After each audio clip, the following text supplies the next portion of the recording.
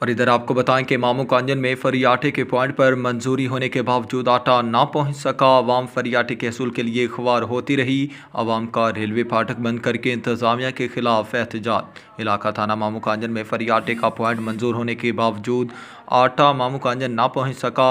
आवाम ने चुंगी number 5 railway फाटक बंद करके इंतजामिया के खिलाफ एहतजाज रिकॉर्ड करवाया। आवाम का कहना था कि हमें रोज़ाना आटा मिलने का कहा कर बुलवाया जाता है, शाम तक इंतज़ार करने के बाद खुआर होकर घरों को लौट जाते हैं। महंगाई आसमान को छू रही है, हम अपने बच्चों की कफालत कैसे करें। हुकूमत के खिलाफ नारेबाजी भी की।